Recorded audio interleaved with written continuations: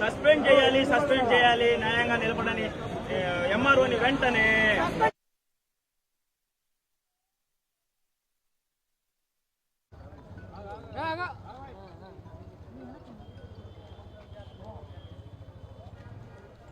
న్యాయం చేయాలి. జనసేన కార్యకర్తకు సిగ్గో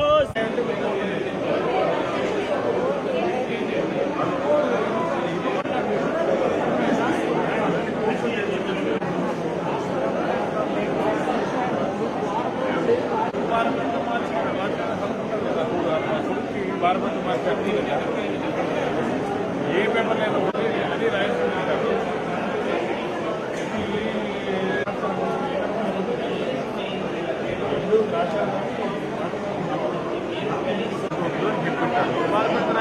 తప్పే ఉంది, అతను వస్తున్నప్పుడు తప్పే ఉంది.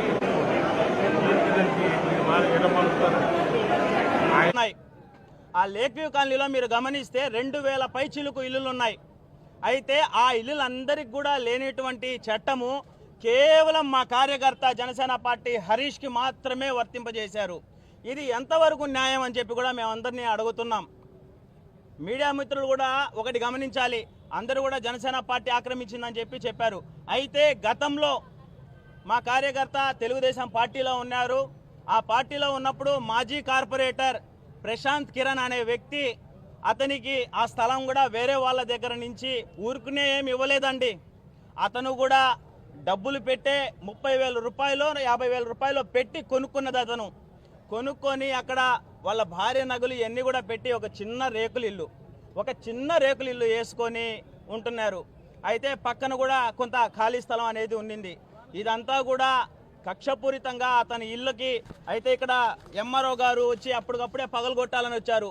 మా జనసేన పార్టీలో మేమందరం కూడా నిలబడి ఎందుకు పగలగొట్టాలనుకుంటున్నారు ఏంటి అని కూడా మేము అడగగా వాళ్ళందరూ కూడా ఇక్కడ పార్కు స్థలం ఆక్రమించారని చెప్పి కంప్లైంట్ ఇచ్చారు అని చెప్పి కూడా చెప్పుకొని వచ్చారు. మేమందరం కూడా అడగడం జరిగింది, ఏంటంటే ఇరిగేషన్ భూమిలో పార్క్ ఎవరండి పర్మిషన్ ఇచ్చేది? ఇరిగేషన్ స్థలంలో కమిషనర్ గారు వచ్చి పార్క్ కట్టినా కూడా అది కమిషనర్ గారు ఆక్రమించేనంటున్నా అండి. వాళ్ళు పేదవాళ్ళు కాబట్టి ఇల్లు లేకుండా ఉన్నారు కాబట్టి వాళ్ళందరూ ఉన్నారు. అందరికీ ఒకే న్యాయం ఉండాలి. మీరు అన్ని ఇల్లులు తీసేసేటప్పుడు చెప్పండి, వాళ్ళ ఇల్లు కూడా మేము జన సైనికులం వచ్చి ఇల్లు తొలగిస్తాము అని చెప్పి కూడా మేము చెప్పడం జరిగింది. అయితే అక్కడ కొంతమంది అక్కడ స్థానికంగా స్థలాలు అమ్ముకున్న వాళ్ళు కానివ్వండి, ఇతర వాళ్ళందరూ కూడా గొడవకు దిగి అక్కడ మా జనసేన వీర మహిళ నాగరత్న యాదవ్ గారి పైన కూడా చేయేసి నెట్టడం కానివ్వండి, ఇవన్నీ కూడా మనం మీడియాలో చూసాము. ఈ విషయాన్ని మేము సెంట్రల్ ఆఫీస్ దృష్టికి కూడా తీసుకుపోవడం జరిగింది. అయితే మేమంతా కూడా గట్టిగా అడగడంతో ఒక నోటీస్ అనేది కూడా మరుసటి రోజు ఆ రోజు సాయంత్రం ఒక నోటీస్ అనేది ఇవ్వడం జరిగింది. 7 రోజులు గడువు లోపల మీరు ఈ స్థలం నుంచి మిమ్మల్ని ఎందుకు తొలగించరాదో మీరంతా కూడా తెలియపరచాలి అని చెప్పి కూడా ఎంఆర్ఓ గారు ఒక నోటీస్ ఇవ్వడం జరిగింది. పొద్దున్నే నోటీస్ నైట్ ఇచ్చారో లేదో పొద్దున్నే జేసీబీలు తీసుకొని వచ్చి పోలీసులు తీసుకొని వచ్చి ఈ ఆడబిడ్డ నైటీ మీద ఉంటే తీసుకొని వెళ్ళి రోడ్డు మీద నిలబెట్టి పోలీస్ జీప్లో వీళ్ళు ఏదో చేసినట్టుగా ఏదో పాపం చేసినట్టుగా ఈ ఆడబిడ్డని రోడ్డు మీదకి తీసుకుపోయి నిలబెట్టి ఇల్లు కూల్చేసినటువంటి పరిస్థితి. మిత్రులారా, ఇక్కడ చూడండి ఆ ఇళ్ళని కూడా ఎలా కూల్చేస్తున్నారో, ఎలా కూల్చేశారో చూడండి. అదేవిధంగా మీ అందరికి కూడా ఒక సవాల్ చేస్తున్నాను నేను. మీరంతా ఒక్కసారి లేక్ వ్యూ కాలనీకి వెళ్ళండి.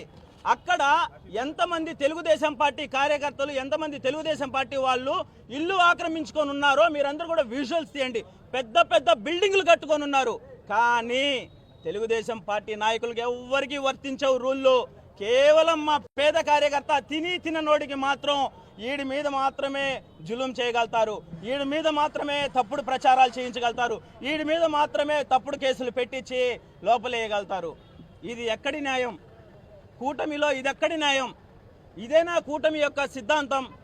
ఇదేనా కూటమి యొక్క ఇది అని చెప్పి నేను అడుగుతున్నాను. ఈరోజు మా జనసేన కార్యకర్త మీద ఎందుకంత కక్ష? గతంలో అతను ఆ టీడీపీ అతనితో తిరిగినందుక ఇంత కక్ష కట్టారు. ఒకటే చెప్తున్నాం, కూటమి ధర్మాన్ని పాటిద్దాం. అందరం కూడా కూటమి ధర్మాన్ని పాటించి ఈ రోజున కూటమి వైపు నిలబెడదాం. మా కార్యకర్తకు జరిగిన అన్యాయాన్ని మేము ఒకటే డిమాండ్ చేస్తున్నాం. కలెక్టర్ గారికి కూడా ఒకటే చెప్పాం, దీని మీద సమగ్ర విచారణ జరపండి.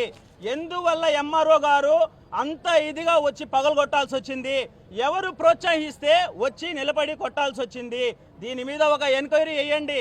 పైకి కూడా సెంట్రల్ ఆఫీస్కి కూడా తెలుగుదేశం పార్టీ సెంట్రల్ ఆఫీస్ నుంచి కూడా మా దగ్గరకు వచ్చి రిపోర్ట్స్ తీసుకున్నారు రాబిన్ శర్మ టీం. అదేవిధంగా జనసేన పార్టీ సెంట్రల్ ఆఫీస్కి కూడా మేమంతా కూడా నివేదికలు ఇచ్చాం. ఒకటే చెప్తున్నాం, మా కార్యకర్తలకు కానీ న్యాయం జరగకపోతే ఇదే ఎంఆర్ఓ ఆఫీస్ ముందు దీక్షలకు కూడా కూర్చుంటామని చెప్పి నేను కళాఖండిగా చెప్తున్నాను. మా కార్యకర్తలకు న్యాయం జరగకపోతే మీరు మా మీద కేసులు పెడతారు, మా అంగళ్ళు కూలస్తారు, మా మీద మా ముస్లిం సోదరులకి చెప్పి మీరు గొడవలు పెడతారు, తర్వాత చూసుకుందాం. ఏదేమైనా కానీ కార్యకర్తకి న్యాయం చేయకపోతే మాత్రం మేము ఎంఆర్ఓ ఆఫీస్ ముందు వీళ్ళతో కూర్చొని వీళ్ళ బిడ్డలతో కూర్చొని కూడా మేము దీక్షలు చేయడానికి కూడా వెనకాడు అడిగేయమని చెప్పి కూడా నేను ఈ సభాముఖంగా తెలియజేస్తున్నాను. మా ఆయన పేరు హరీష్ అండి, నా పేరు వరలక్ష్మి. మేము లేకు కాలనీ ఆరోగ్యకి కింద డౌన్లో ఉంటాం. అదంతా ఇరిగేషన్ ల్యాండేనండి. అందరూ ఉన్నారు. మా ఒక్క ఇల్లు నైట్ వచ్చి ఇంట్లో పిల్లకాయలతో నిద్రపోతుంటే వచ్చి కొట్టేశారు. ఇదేంటి అని అడిగినందుకు పోలీసు వాళ్ళు అధికారస్తులు అందరూ ఉన్నారు. మమ్మల్ని జీప్లో తీసుకొని వెళ్ళిపోయారు పోలీసు వాళ్ళు. పోలీస్ స్టేషన్లో పెట్టకుండా బయటకు పెట్టేశారండి. అదంతా కొట్టేసినాక మమ్మల్ని తీసుకొచ్చి వదిలేశారు. ఇంట్లో నన్ను నైటీ మీద తీసుకెళ్ళిపోయారు. కనీసం చున్నీ వేసుకునే టైం కూడా ఇవ్వలేదు. మళ్ళీ పోలీసులు మమ్మల్ని బెదిరిస్తున్నారండి. ఎవరికైనా మీరు కంప్లైంట్ ఇచ్చినా ఏమన్నా చేసినా కానీ మీకే నష్టం అని చెప్తున్నారు. మాకు ఎట్లాగైనా న్యాయం చేయండి. నేను నా బిడ్డలను రోడ్లో ఉన్నామండి. ఈరోజు ఏమిటి అని అడిగినందుకు వీళ్ళ మీద కూడా ఎదురు తిరుగుతున్నారు, వీళ్ళని కొడుతున్నారు. ఏంటండి ఇది? మాకు న్యాయం చేయండి. అండి, ఇక్కడికి ఇచ్చేసిన మీడియా మిత్రులందరికీ నా నమస్కారం తెలియజేసుకుంటున్నాను. ఈ రోజున ఈ కలెక్టర్ ఆఫీస్కి వచ్చి మేము కలెక్టర్ గారికి మా విన్నపాన్ని తెలియజేయడం జరిగింది. ఎందుకంటే రూరల్లో మొన్న జరిగిన ఘటన అందరికీ తెలుసు. నెల్లూరు జిల్లా మొత్తం యావత్తు ఒక జనసేన నాయకుడు, ఒక లేసీ లేవలని పేద నాయకుడి మీద జులుం చూపించిన విధానం మేము దీన్ని ఆ రోజు నుంచి ఖండిస్తున్నాము. ఆ కుటుంబం రోడ్డు మీద ఉంది. ఈ రోజున పసిబిడ్డను తీసుకొచ్చి, ఈ ఒక బిడ్డకైతే కన్ను కూడా సరిగా కనిపించదు, అలాంటి బిడ్డను తీసుకొని వచ్చి వాళ్ళు రోడ్డు మీద నానా పాటలు పడతా ఉన్నారు. ఈ రోజు కూడా ప్రభుత్వానికి అధికారంలో ఉన్న టీడీపీ నాయకులకి కళ్ళు కనిపించట్లేదో నాకు అర్థం కావట్లేదు. ఎక్కడో అభివృద్ధి పనులు చేస్తున్నామంటున్నారు కానీ మీతో కూటమిలో ఉండి మీ గెలుపుకు సహాయపడిన మా జనసేన నాయకుడు, మా కార్యకర్త, పేద కార్యకర్తకు అన్యాయం జరిగితే మటుకి మీరు అభివృద్ధి పదంలో నడిచే వాళ్ళు ఎంత నడిచినా కానీ వేస్టే కదండి. ఒక కార్యకర్తకి మీ ఇల్లు ఏమన్నా, మీ బంధువులు ఇల్లా, లేకపోతే మీ సొంత ఆస్తులను ఏమన్నా ఆకట్టుకున్నారా? వాళ్ళు లేదు కదండి. ఒక ఇరిగేషన్ డిపార్ట్మెంట్లో 2000 కుటుంబాలు జీవిస్తున్నప్పుడు వీడికి ఒక్కడికే వర్తించిందా మీ యొక్క తొలగింపుల చట్టం అని అడుగుతున్నా. ఒక ఎంఆర్ఓ గారు దగ్గరుండి అధికారంగా ఆయన ఒక అధికారి అయి ఉండి ఆయన ప్రజలకు అండగా నిలబడాల్సిన ఒక వ్యక్తి దగ్గరుండి ఆ ఇల్లుని పగలగొట్టించాడంటే మనం ఎటు పోతున్నాము, ఎటు నడుస్తున్నాం అనేది ఒక్కసారి అధికారంలో ఉన్న కూటమి నాయకులందరూ కూడా ఆలోచించాలని కోరుకుంటున్నాను. ఈ విషయాన్ని మేము ఇక్కడితో వదలమండి.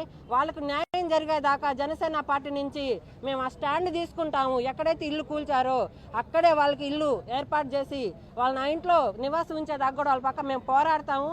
అవసరమైతే మా ప్రాణాలు కాదు కదా, ఇంకా మాతో ఉన్న జన సైనికులందరూ కూడా అలానే స్టాండ్ తీసుకొని నిలబడ్డారు. మేము పవన్ కళ్యాణ్ గారి సిద్ధాంతాలను మాత్రమే అమలు చేస్తాము. మాకు అధికారాల కోసమో లేకపోతే మీరు చెప్పే ఆ లబ్ధి కోసమో మేమైతే మీ కింద లొంగి పని చేయలేము. దయచేసి అర్థం చేసుకోండి. ఇప్పటికైనా దిగొచ్చి వాళ్ళకి న్యాయం చేయమని కోరుకుంటున్నాము. జై హింద్, జై జనసేన.